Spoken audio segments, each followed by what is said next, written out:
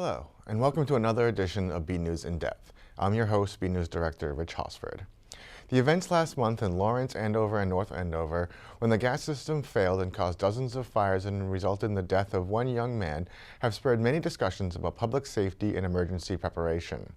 That, too, is our focus this month on the show. We wanted to know what types of emergency planning and training are conducted in Burlington and how the various departments involved work with each other, with area agencies, with the state, and finally with the federal government. We will take this discussion in three parts. Up first, I will speak with Burlington Fire Chief Michael Kent and Burlington Fire Department Chief Stephen Yetman about the Emergency Management Agency and how their departments train for emergencies both natural and man-made. After that, I will speak to DPW Director John Sanchez about how his department prepares for storms and helps monitor Burlington's infrastructure. Finally, I speak to Board of Health Director Susan Lumenello about preparing for medical emergencies and what resources are available to keep people healthy and safe. So let's get started.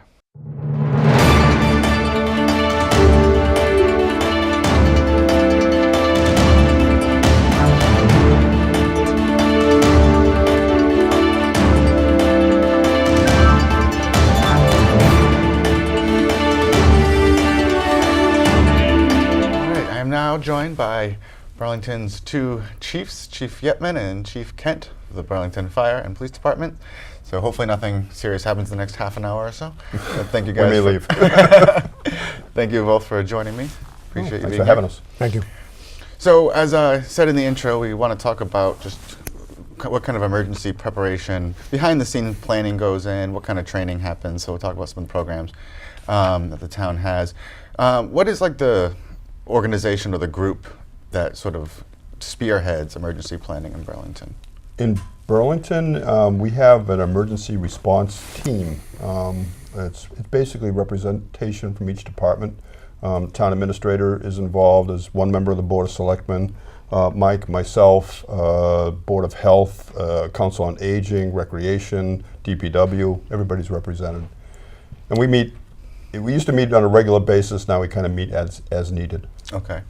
And is there, discussions about different scenarios or more about just setting up logistics in case something happens? Or what kind of discussions happen? Well, years ago, in a cooperative effort, we set up an emergency operations center.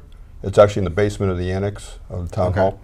So we have an area that we can come, like I said, department heads are part of this team, and we can control a situation from there, like a command center.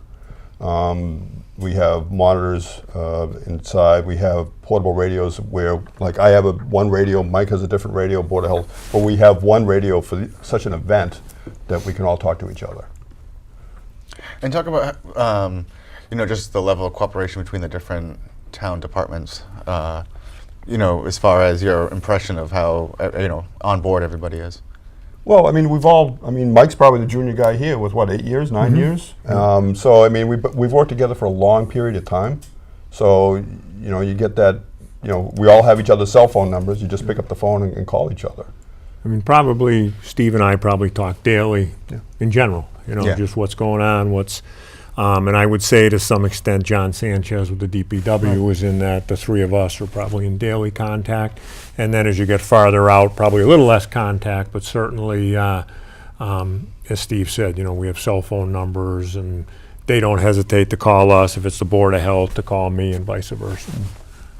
And you said that, rather than regular meetings, it's more sort of as needed. What recently have been some of the things that, has prompted that group to sort of coalesce? Well, for us, it's in Burlington, it's pretty much weather related. So, we'll ramp up a little bit in the wintertime for the major snowstorms and stuff like that.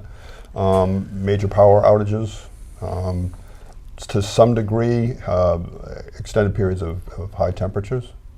But really the winter with the snow and power losses and stuff like that. And then we being police fire, may have more meetings if there's, something going on at the mall or an event at one of the big companies where there might be a public safety aspect. Again, that communication between our two departments is daily. Right.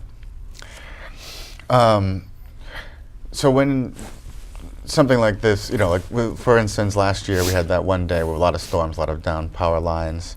Is that just mean that the cooperation between the two departments is just upped and more communication happens, while something like that is happening? Yeah, it does, and then we have this at the local level, but then we build on that and Right. we work our way up. MEMA typically has conference calls throughout an event. They do the preparation before, but then as the event, they'll do updates and like multiple conference calls, and somebody will listen to that and disperse the information to the rest of the troops, just so we have an idea of where we are and what we're looking at. Now, when we're talking about emergency preparation, there's a lot of different levels of it. I know one of the things that both of your departments do is sort of put out informational pieces to the public. Sort of talk about the importance of having individuals or residents and families sort of equipped with the do's and the don'ts during X, Y, or Z. How that sort of helps you guys so that people aren't always calling so much. So just the importance of public information. Well, yeah, it's good to have a plan. And you obviously like to see some type of organized plan, be it like a Red Cross plan or something like that, some type of emergency response plan, so people have an idea of at least some of the basics they need to do. So nobody's scrambling at the last minute and it's chaos. If it's a major event, wires down and things of that nature, pretty much from the police thing, we're going to defer to Chief Yetman, and where do you need us? Usually it's traffic, supplementing in that end. If there was ever a major structure fire with, God forbid, multi-casualties until the scene's controlled, we're going to be deferring the fire. What do you need from us? That type of thing. Now, I want to talk about, because one of the reasons that we decided to do this show was the events a week ago or 2 weeks ago now, up in Lawrence and Andover and North Andover. Now, that saw a response from multiple agencies around the state. How does that kind of get kicked off? And how do you sort of get the structure in place so that response can happen so fast? I'm sure it's the same on the police side as the fire side. I mean, you've already got these structures in place. Like on the fire service side, you have an alarm. And an alarm for fire is typically in the suburbs 2 engines and a ladder.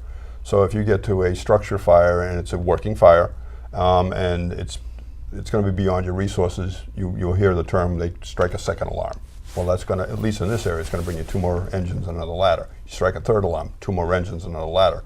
Now we run on, fire service runs on a 10 alarm running card. So you can get up to 10 alarms, and then it goes beyond that. The situation in Lawrence and Andover and North Andover was they pulled in state resources. We went to task forces. So, we as one of many, Burlington's Tower went to Andover as part of a Metro District 13 task force, and there was also District 6 task force. And that was we were just covering Andover, and we had 26 engines and 9 ladder trucks just in Andover. Wow. And Lawrence had more. Lawrence had like 46 engines and 23 ladders. Yeah, wow. So, it takes time to get that organized, but the systems are already in place. You just have to activate the systems. Now, when you say the systems in place, is there training that goes on beforehand to say how to work together? It seems like if you have all these agencies just showing up at one place, and it might be some confusion. How do you? Well, they don't just show up. You're designated to go at a certain time. Okay. And again, I'm sure in the police department they have the same thing. We have all that information in our dispatch centers, and you just monitor the radios, and it's, when you hear the call, you start, opening up these books and seeing when I go and where I go and all that stuff. So the systems are in place. We just monitor. One of the big things up in Lawrence, in any big incident, is a problem. Police and fire is self-deployment also, where you get too many resources showing up. Right. And everyone wants to help out, and not everyone's necessarily needed, or they might need to be staged 2 towns over, things of that nature. But that's particularly troublesome in policing, self-deployment, where you get same in the fire service too. You get a major incident. When the Woburn officers were shot in that jewelry store robbery a few years ago, there were police from Central Mass, responding. So that's a major component that's tough to control sometimes. That can be a problem because, I mean, say in a fire event and these guys, so we understand the passion, right? But they self-deploy. Now they run into a situation where, I mean, you had 80 structure fires across 3 cities and towns. And all of a sudden these guys who are self-deployed run by something, they stop, they go to help. Now they get injured or killed. And how do you notify their wife or their family when they weren't even supposed to be there? Yes. I mean, how do you handle something like that? So when you open those books to find out where whoever should be where, they're not anywhere to be. They're not part of that plan. They're not part of the plan. I mean, if we had an event like that in Burlington, Steve and I were driving home, similar to the chiefs in Lawrence and Andover when the radio started going off. The first thing we do is turn around, go back in. At some point, quickly notify the town administrator so he can make his notifications, and it would probably be incumbent on Steve and I to say to the town administrator, hey, look, we need to activate everyone, activate the emergency center in the annex, and make this a full-scale operation. Now I want to talk a little bit about police cooperation as well, and a couple incidents that come to mind. We'll start with, one that everybody obviously knows about, where I think Burlington officers were involved, after the marathon bombing. Yep. Talk about, when something like that happens, what's already in place and then what gets activated and how does it work? Well, we're fortunate in Burlington. We're a member of NIMLAC, the Northeast Law Enforcement Council, which is Burlington was actually one of the original members 55 years ago, one of the original 8. Now we have 63 communities involved. So the marathon bombing is a good example. Lawrence is a good example. When I was watching the Lawrence incident last week on TV, I knew that the regional response team, which is an offshoot of NIMLAC, would be getting called out. And what that is approximately 200 police officers from those 63 communities that train together regularly, in crowd control, emergency management, searching for missing people, things of that nature. So that's a nice thing that we have in place in Burlington and in the surrounding communities. And that's what, when Boston and the marathon bombing, when they needed all hands on deck, that was a NIMLAC activation. In addition to mutual aid, we also sent some officers that aren't part of the NIMLAC unit up to Lawrence just because of the sheer volume and the time span where we had to cover 24 hours a day. Right. We had some officers responding up there under a mutual aid request. Now, one of the incidents, and I want to talk about something that happened in Burlington. Fortunately, it wasn't what people feared it might be, but there was, I think 2012 or so, there was the incident with the Burlington Mall, where it was a report of a possible person with a gun. Now that saw a huge response very quickly, and from my perspective, out in the parking lot. How does that work? And then when everybody comes, are they all deferring to you because you're the local, point person, or how does it work? When the mall incident happened, I think you're right. I think it was 2012. Myself and my deputy Tom Duffy, we were in a meeting in Springfield. So things don't always work out when you're in town. Sure. We immediately headed back at a rapid clip. But NIMLAC was activated, the NIMLAC SWAT team in that case. All our personnel were activated. And we're fortunate in Burlington, and I always say this, is we do a lot of training. We're funded very well to allow us to do a lot of training. So our officers arriving just on regular shift, the first responders to that call, were able to get the building shut down, wait for the NIMLAC SWAT team. They systematically went through the mall, and the incident was shortened up because the gentleman who had an umbrella that looked like a gun saw himself on TV when he got to work and called us up and said, hey, that's me you're looking for. But if we hadn't have found him, that could have been a rather long operation clearing the mall and making sure every nook and cranny was checked. So, but that's an example. We probably within 45 minutes had 100 plus officers there. Right. Well, that's what I was thinking, and some interesting pieces of equipment rolled in, and so it's sort of comforting, I guess, to know that such a response can be activated from so many different places around the state. all And at we once. have different areas and the different places in town where we could have a major incident. Okay, if something happens here, we're going to stage the press over here because that's a big component. We will have the assets coming in from other towns reporting here. Someone checking them in. So that's another piece of the puzzle behind the scenes that people don't see a lot, but that we work on quite a bit. And on something like that, there'd be a unified command where Right. we all work together. I mean, for that mall incident, I mean, because it was a potential man with a gun, Yeah. Right. you had a fire presence, you had multiple ambulances standing by and stuff like that. But that's why we work as a team. That event happened to have a heavy police presence, so Mike would take the lead in unified command. If it was a major structure fire, then I'd take the lead in that. You want to touch a little bit on the rescue task force because Burlington is Yeah, light years ahead on that. I was going to bring that up. The rest You were. I was. Yes, since we had, did broach the mall, and which was a feared possible shooting. Yeah, I did want to talk about the rescue task force that Burlington is, as you say, ahead of a lot of communities about. Sort of give people the background or the basics of what that is and how it's different than how police and EMTs sort of cooperated in the past. Well, and I speak for Mike, but years ago when you had such an event and you had multiple people that were injured or victims, typically, again, we all know that most fire departments run ambulance services. Right. So the fire department is going to be there, but they would, the thought process years ago was you've got to make sure that scene is 100% secure and safe before, medical help can come in. Well, they found out over time and through studies that they were losing a lot of victims because of that time lapse and people were bleeding to death. Right. So the emphasis has changed and the thought process has changed that now we will train, and we do train with the police department, and we will send firefighter EMTs or firefighter paramedics into what we call a warm zone. You have cold, you have warm, and you have hot. Hot's going to be where the shooter is.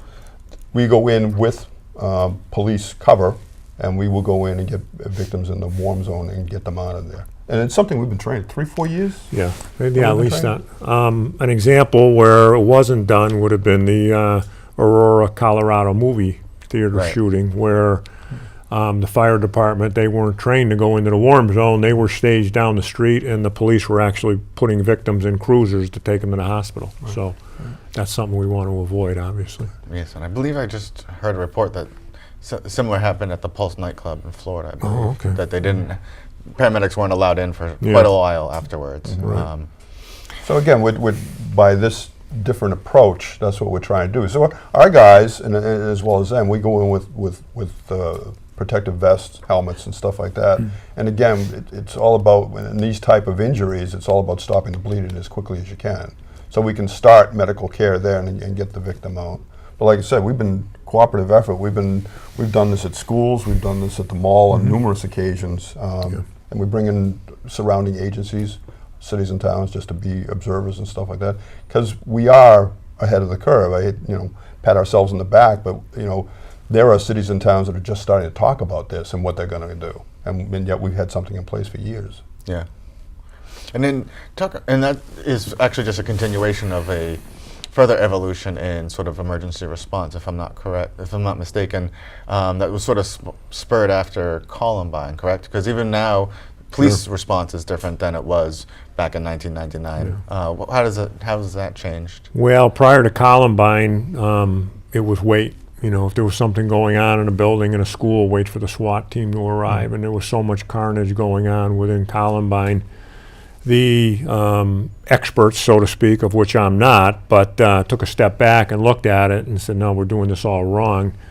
The first responders need to be immediately going in, so that's the way we train now. And we train teams of 1, 2, 4 officers going in, immediately getting there.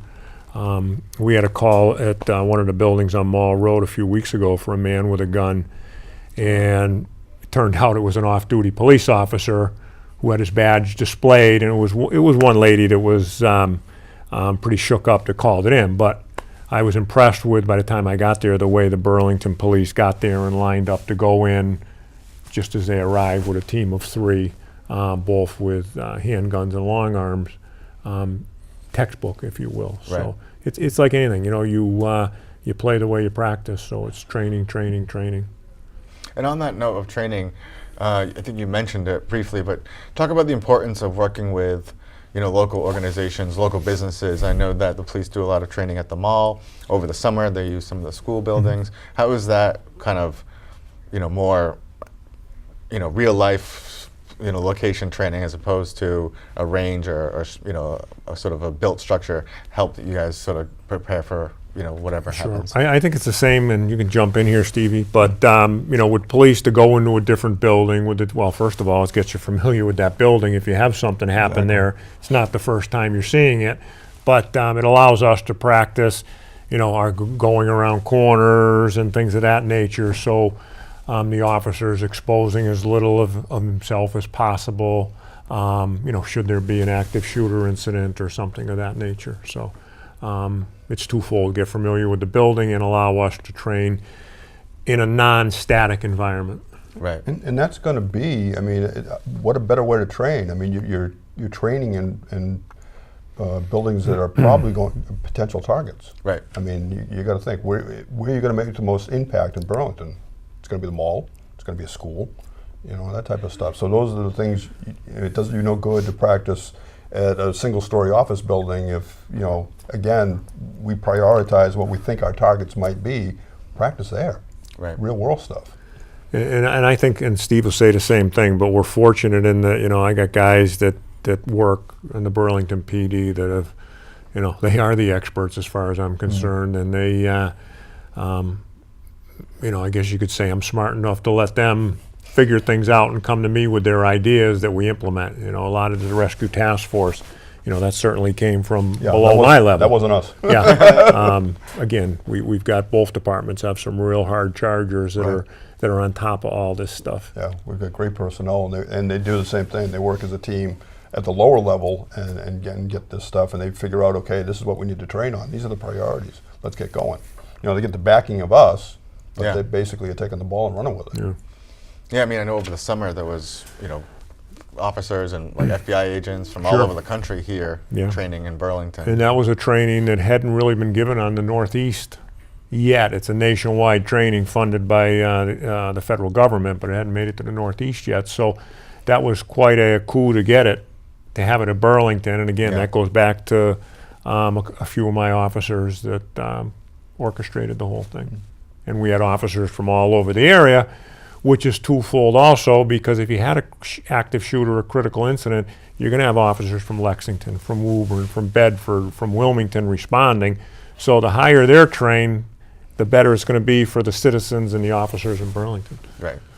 So the better everybody around you is doing, the better you can do. Exactly. So it seems like there's a lot of emphasis put on training, just to make sure that whatever situation comes up, you're absolutely. Because I know that for the police, for the fire department, for example, when the old memorial school was torn down, I know they trained there, doing entry into rooms. Yeah, anytime there's basically a remodel, not so much new construction, but a remodel of a commercial structure, even at the residential level. Contractors will call us and offer a house for us for a week or maybe 2 weeks or something like that, so we can go inside and practice breaching walls and confined space stuff. So that again, we appreciate the commercial and the business community helping us out. Yeah, and you get cars to.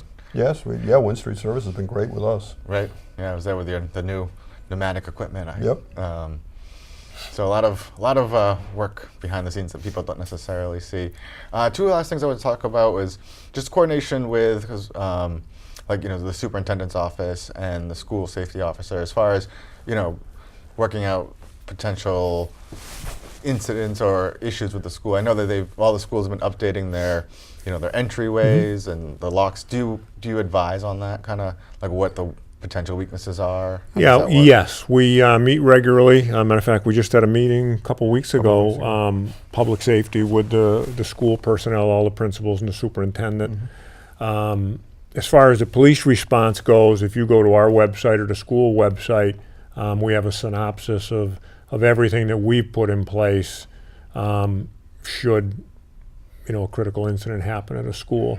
And we have regular contact. I have a detective stationed out at a high school and another officer who handles middle school through kindergarten down, and they have regular contact with all the principals, et cetera. So most of this stuff comes down to communication. The more communication you have, the better prepared you're going to be. And you don't want to be running into a principal at a school for the first time at an incident. You want to have that relationship in place before something happens.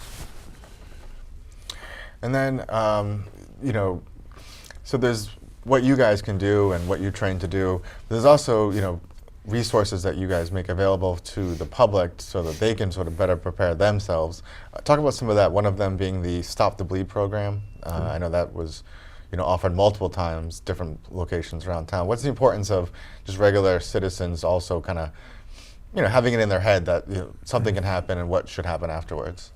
Well, yeah, I mean, exactly. That's it's going to take, we get a call. First of all, someone has to recognize a problem. Then they have to call us. Then we have to respond. So there's a time delay.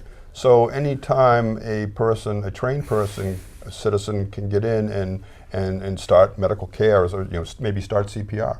It's important to be certified in CPR and maybe give this patient a fighting chance. If you can start CPR versus me coming down the road in 4 minutes, gives them a better chance of survival. And that's the same with these the potential active shooter things, a myriad of things. I mean, and again, we kind of morphed into, we also, because emergency management's focus in the last decade or so has been on sheltering for these major events. I mean, we work together, but it's really under the Board of Health, and there's several trained shelter managers, and that's going to be at the Human Services Building at 61 Center Street. But that's going to be manned pretty much by the Medical Reserve Corps. So we practice with them on a regular basis. So, we appreciate the volunteerism. Right. So it's good. More informed citizenry. And also the police department, if I understand correctly, will go to any business and sort of say, so what does that sort of look like, and what can people, get out of that sort of, evaluation? Or exactly. They'll come in and talk to your employees regarding if there's a, we always say active shooter, but it's also critical incident. It could be someone with a knife or a baseball bat, anything if you think about it. Right. And the run-hide fight, the different protocols. And we've done a boatload of businesses in town. Lieutenant Mills, Lieutenant McDonough, and Lieutenant Hannafin kind of spearhead that, and always available if anyone has any questions, even as a consult. If they don't want to go the full bore, having them come in, they can certainly help them out addressing any security needs in their business. All right. So a lot of resources available for individuals and businesses and other organizations. Last thing, I know I said last thing last time, but I was lying then. I'm just kind of curious, if things were to get really bad, what's the process? Like, can the town administrator declare, this an evacuation, or everybody has to stay off the streets, or does that have to go to the state level for a governor? I'm just trying to think of the worst case scenarios. Who's got the power to do what? It depends upon what the event is. If it's localized, it's a severe event, but it's localized, then it's actually my call. It is. Oh, it's you. Yeah, okay. It's me, because I'm the emergency management director. But again, if it's widespread and goes across Middlesex County or something like that, then it starts stepping up. I mean, you get into the MEMA, and then even beyond that, if it gets in the New England area, then it goes up to the FEMA, up to the national level. There's all the boxes are there. It's just depending upon what the event is, what box you open. Okay. So it really depends on the situation and how things unfold. Always depends on the situation. I guess that makes sense. You can train for everything, but you can't control anything. That's true. All right. Well, I very much appreciate you both coming in and sharing your knowledge with us. Thank you. All right. Thanks Thank you for very much. Okay.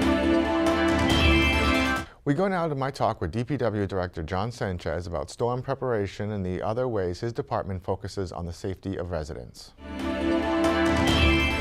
All right, now I'm joined by Department of Public Works Director John Sanchez. We're going to talk about some of the storm preparation, things like that. John, thanks for joining us. Thanks for having me here today. I appreciate you here today. So we were just sort of talking a little bit, off camera before this started. When it comes to emergency preparation, you're a lot of weather responses. Yeah, right. So we have, anything from a regular rainstorm to a hurricane, am I right? Everything in between. Right. And also whether it is ice storms, freezing rain, snowstorms, all of that is what we mainly do when it comes to a town-wide response that we will provide for the town.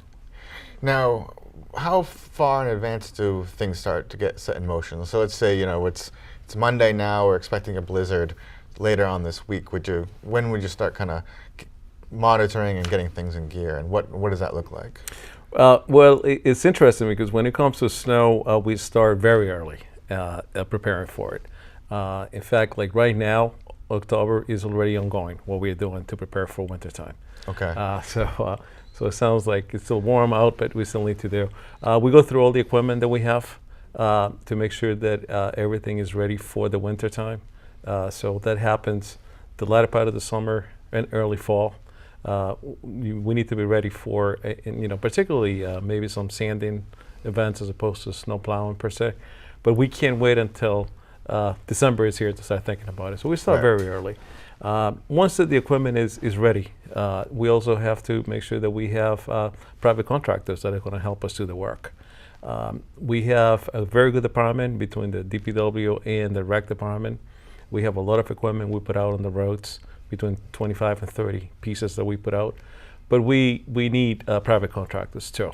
So, and again, we can't wait until the snow flies to start thinking about when we're going to use contractors or how we're going to buy salt. All of these things happen way before wintertime. So right now, in fact, it's going to be on the paper probably this week when we advertise for plowing contractors and equipment.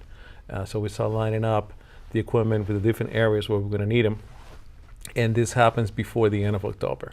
So our goal is before the end of this month, we know where every one of the pieces of private contractors and the town equipment are going to be within the town. So it's really long before it really flies. And I'm maybe a little winded, but it is important for people to know that this just doesn't happen when it starts to snow. Right. It's not like, snow's coming, buy some salt. Right. So we have that salt shed for a reason. Right. Correct. So, but now for a particular event, let's say now we're in the middle of the winter, and we're expecting a big event. We constantly monitor the weather. This is not something that we wait until they say it on TV. This is a daily thing that in the DPW we do in the wintertime. But assuming that there is a storm coming, say Friday, then we start making sure that what equipment, if any, needs to be repaired for that particular event. Sometimes we have equipment that we don't necessarily need at every event. We have a grader, for instance, a big piece of equipment that we have, which we don't put it out on the streets unless we have a blizzard. This is a piece of equipment that we use only when we have snow that we measure in feet. Okay. It's very large. It's really hard to maneuver on the streets. So we only put it out when we have a lot of snow to move and when we can move without vehicles around the street. And typically during a blizzard, we don't have a lot of cars going around when we're trying to plow. Hopefully not. So those are the things that will happen early on. And then throughout the departments, throughout the highway division, we start going through all the different personnel within the DPW and rec department that are going to be available that particular day for that event.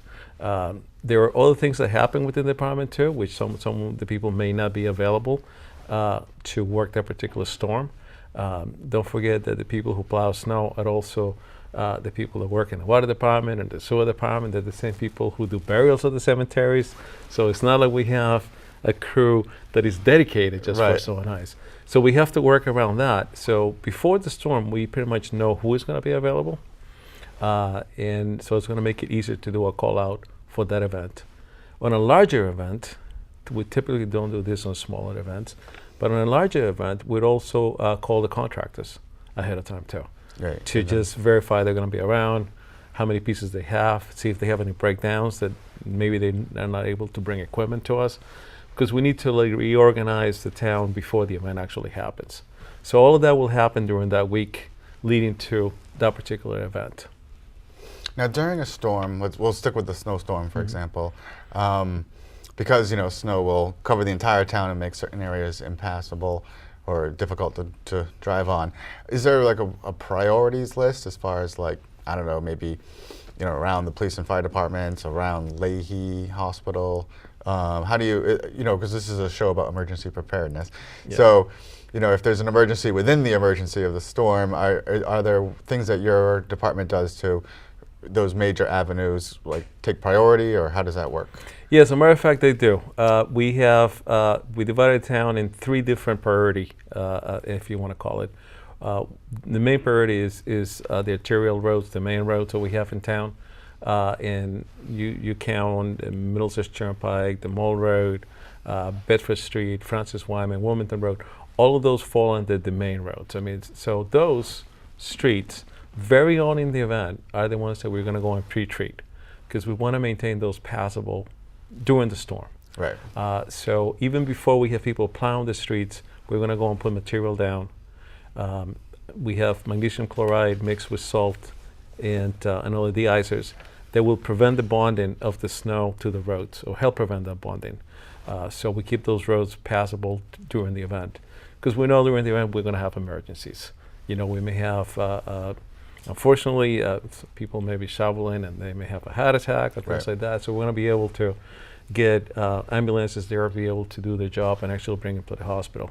So the road to Leahy Clinic, as an example, is one that we keep as bare as we can during the entire event. So we have a crew dedicated pretty much to the Mall Road and the Turnpike to keep those 2 open during the event.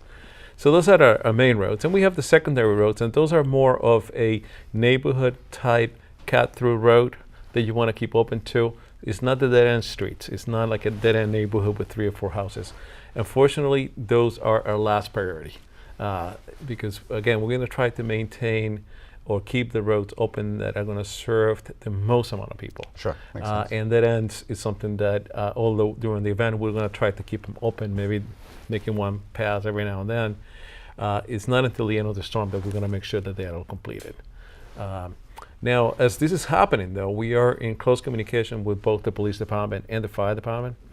So if they have any issues or emergencies during the event, they call us, and we dispatch the closest plow or truck that we have to make sure that that particular road they need to get through is going to be open for them as the ambulances go there.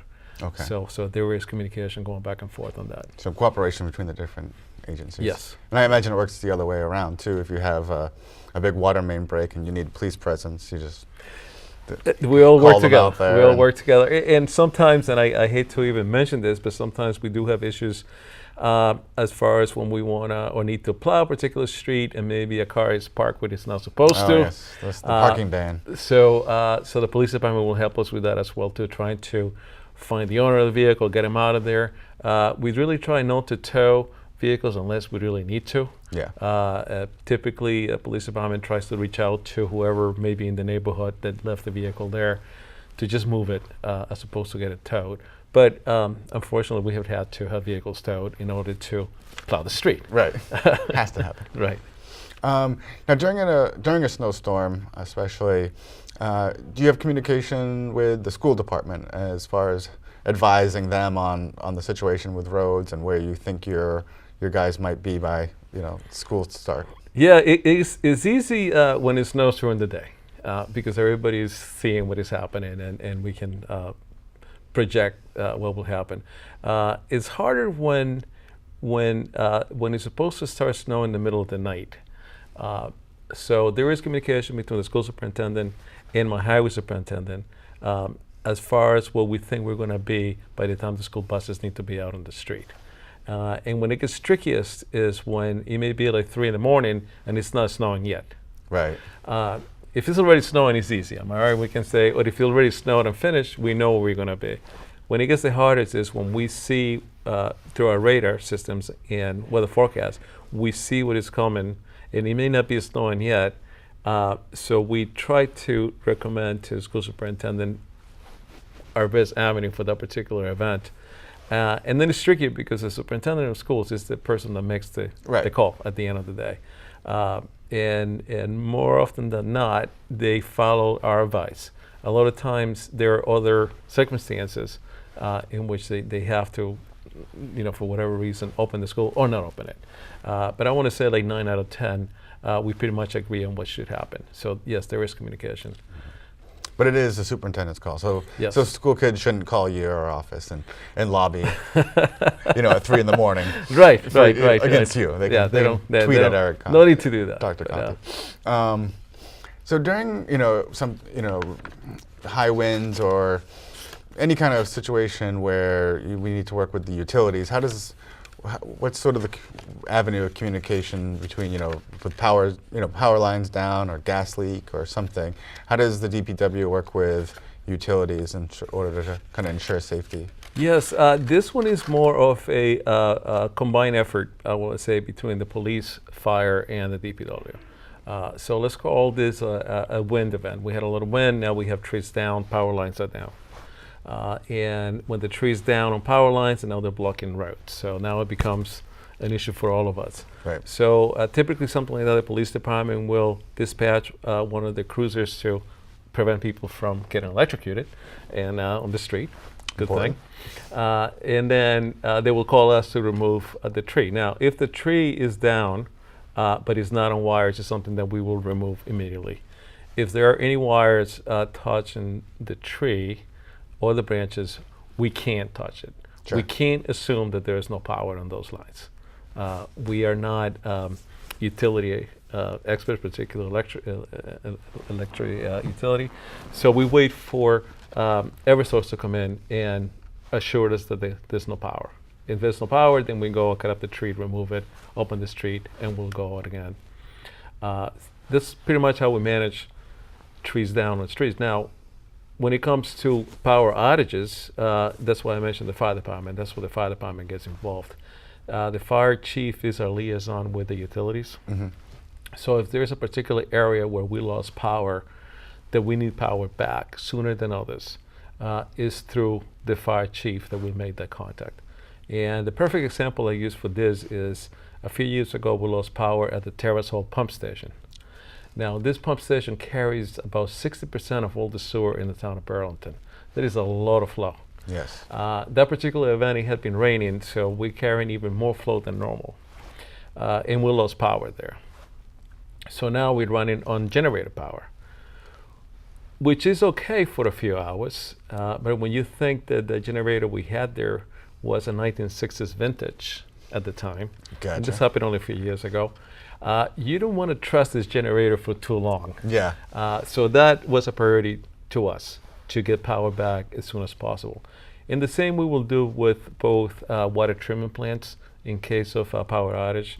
Even though we had generators, it's an emergency power generator, we want to restore power as soon as we can and not just depend on that particular unit that is sitting there trying to do the job. So in cases like that, the fire chief, through a list that has already been predetermined with the utilities, because we already have a list of high priorities for the town, he goes back and said, we have this, and this down, we need power back in that priority. Excellent. So just like I was talking with the chiefs in the first segment, a lot of cooperation and a lot of sort of preparation. We don't work alone in a vacuum. I mean, we do talk to each other, and well, that's good. Now, are there things that your department does as far as so we have the power lines, obviously trees can fall on them. Do you go out and try to identify trees that should be or cut back or away from lines, things like that? What sort of preventative measures can be taken? So ever since we had that big issue, I want to say it was probably more than 6 or 7 years ago when we lost all the power in town, which is the same time that we lost the Terrace Hall.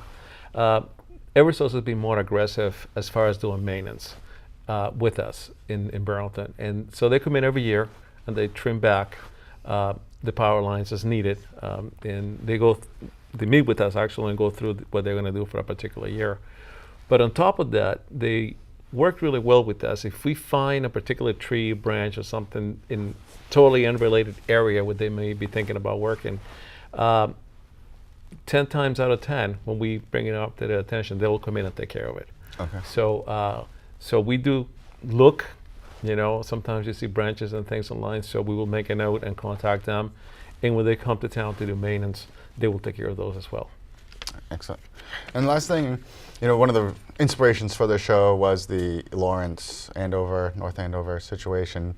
I know the gas lines are, the utilities issue, but does your department work with them at all as sort of kind of keeping an eye on where the state of the system is, or how does that happen? What kind of happens behind the scenes so that, people are paying attention to, where things stand?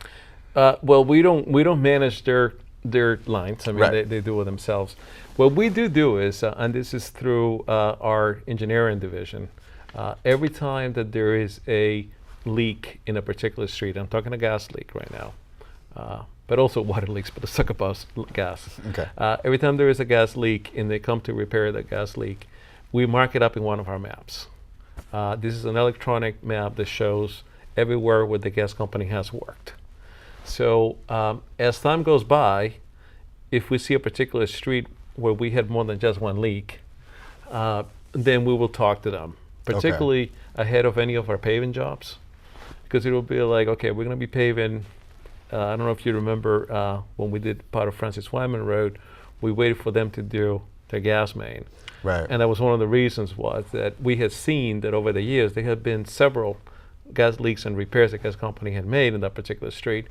So before we went to pave it, we contacted them and said, we're about to pave this street. Not about, but we planned a couple of years in advance. We're looking like you already have some leaks and repairs here in case you want to repair your mains. And again, typically, and it's been very good for us, they do come in and do those particular projects before we pave the streets. What it has done for us is that sometimes we have to wait a little longer for them to come in. And it's unfortunate that we have already told the neighbors, yeah, we're going to pave the street next year. And all of a sudden, like, we talked to the gas company and they said, well, let us put the gas main in first. And now we have to delay that project another year. But our goal is so when the road's paved, we just don't have to go and pave it again. Right. You don't want to have to tear it open to fix another leak. Right. Or But we don't go over the size of the leaks or whether there is a high priority or low priority. To us, it's more of like, if we notice enough repairs on that particular street, let's make sure those repairs happen now before we pave the street. Okay. So it's kind of just sort of keeping track of where work is being done and saying, okay, that part of the system probably needs a further examination or some work on it. Yeah, correct. And talking about emergencies, we do the same when it comes to our own water mains. Mm-hmm. Because although we've been lucky not to have lost water in the entire town, as Andover lost power and Lawrence lost power and gas, but we do have issues with water mains where we'll lose water in particular neighborhoods. So we also keep track of that on our own.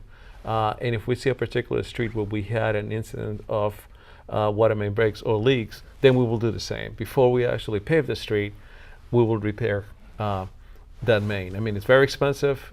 We need approval from town meeting when they're funding, but we delay paving certain jobs until those are completed.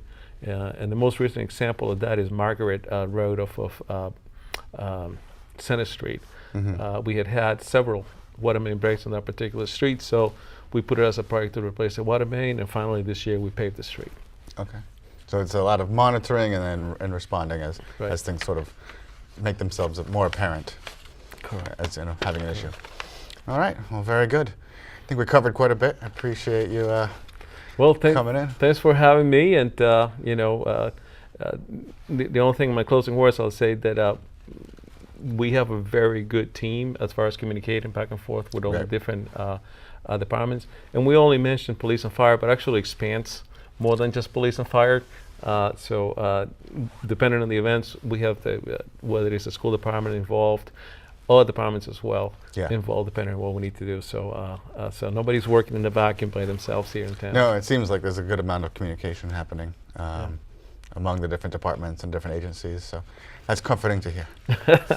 Good to know. Yeah, that's the way it is. All right. Well, thank you very much. Thank you. Up next, I speak with Health Director Susan Lumenello about medical preparations, the Burlington Volunteer Reserve Corps, and health initiative meant to keep residents healthy.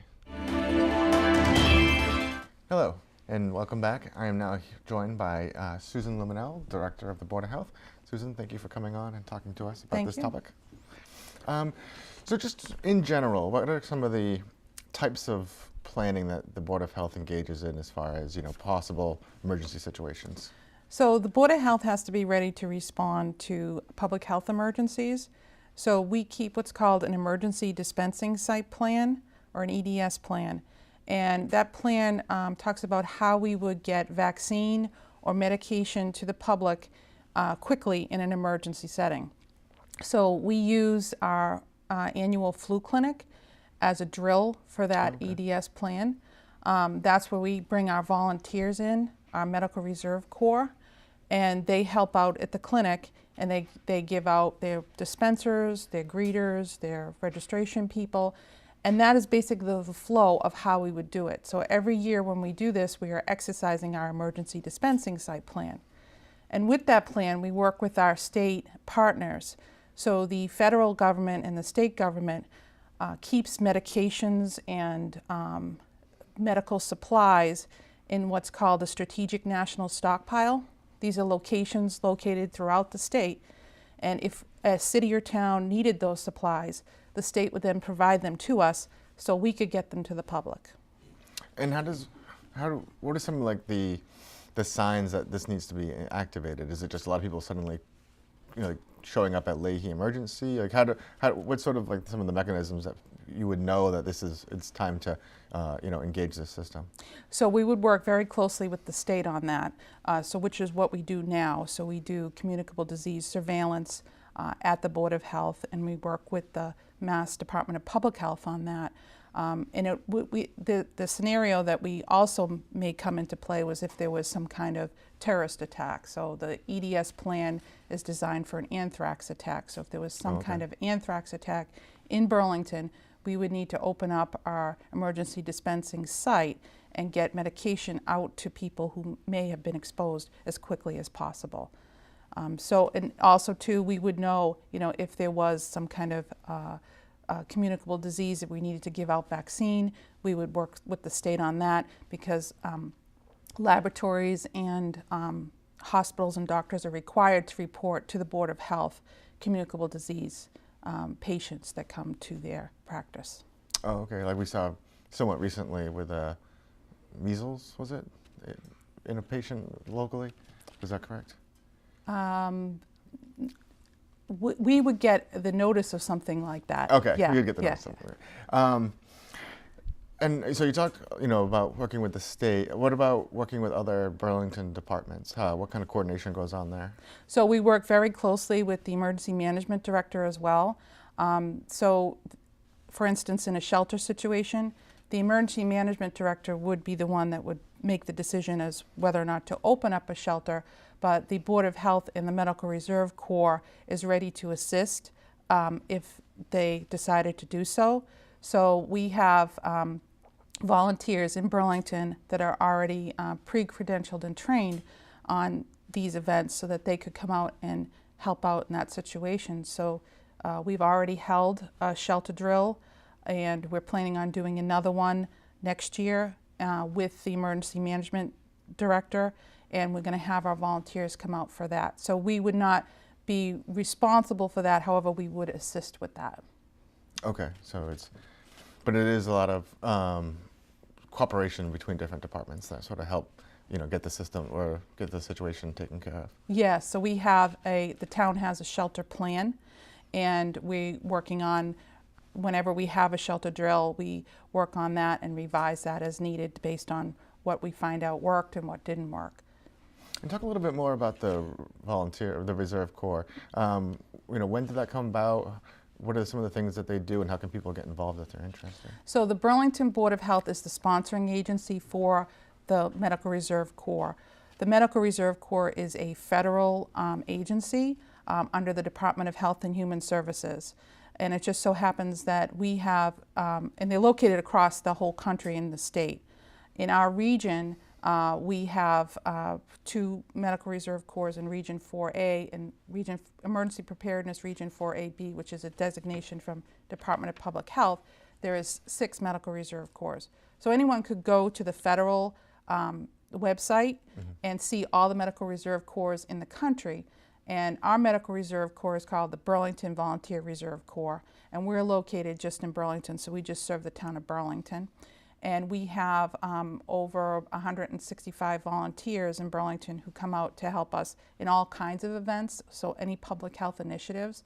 So they help out with the flu clinic, with the drills. They assist with American Red Cross blood drives. They do blood pressure screenings. They help us out at our household hazardous waste collections, anything, and they do recruitment in the community for new volunteers. Anything where, you know, the public health department, our department is working on, a lot of times we use volunteers, and we couldn't do these events without them. So an important group of people. Yeah. Anyone who would like to volunteer Yeah. can go to maresponds.org and sign up, and you want to choose Region 4A in Burlington Volunteer Reserve Corps. And then that is a state database, and we get the information from them, and then we will reach out to you. Okay, great. Now I know we're talking about emergencies, but I know there's other initiatives that the Board of Health undertakes. Not so much emergencies, but just to ensure, you know, trying to keep people healthy. Talk about some of the other programs like mosquito spraying, things like that, and how important they are as far as just sort of preventive, I guess, measures. Right. Okay. So yeah. So the Board of Health has several different programs. The mosquito control project is one of them. So we belong to the East Middlesex Mosquito Control Project, and they do truck-mounted spraying. They do spraying for larvicide spraying in the springtime, and they also do. They set out traps around town, and they do testing for mosquitoes for West Nile virus. There's different. We work with the control project, and we work with the state on that as well. So that's one of our programs. We have other various programs. We have of course, the household hazardous waste collection event twice a year. We do screenings for blood pressure screenings for the public. We have those at the library, and also a public health nurse will do those. And then we have regulations that we need to enforce as well. Sure. So we inspect the food or service establishments, semi-public swimming pools. We do home inspections in response to complaints. So we have a lot of different areas that we're working in to try and prevent things from happening. Right. Make sure everywhere. When you go out to eat in one of Burlington's fabulous restaurants, you want to make sure it's safe. Right. So we respond to any type of complaints. If a public will call us up about a complaint, we do inspections on that, and we also do regular inspections as well. Excellent. And I know one pretty large action that the board took this past year was the raising of the tobacco age. I mean, obviously, it's not an emergency, but it is a way of trying to keep people healthy. Yes, so that in Burlington, the tobacco age was, at the time, was raised to 21 a few months ago.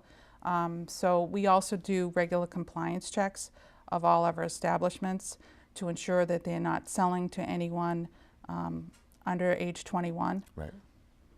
Now, you know, so I think one of the parts of, you know, helping people prepare for emergencies is information and training for the public. Talk about, you know, some of any programs that are available for residents as far as, you know, CPR. I know the Stop the Bleed was a big thing the last year or so. What are some of the resources available? So our Medical Reserve Corps does regular trainings. We do trainings for our members, and we also do trainings for the public. So the trainings for our members would be CPR trainings. So if you become a volunteer, you get the free CPR training. We do, we have things like psychological first aid, or just regular first aid, different types of trainings for our volunteers. And then on the other side, our volunteers will conduct or help to conduct trainings. So we have the Stop the Bleed. So our volunteer nurses can do that training for any company or business. If they want to give us a call, they'd be happy to go out and do the Stop the Bleed training. And those nurses have been trained on how to do that.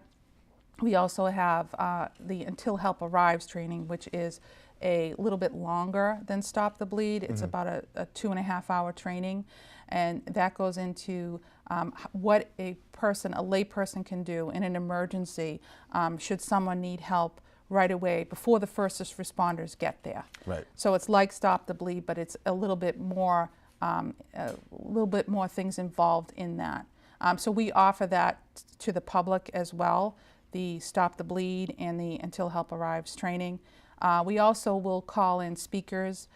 So we have a training coming up on the Samaritans are going to be doing a training in Burlington Right.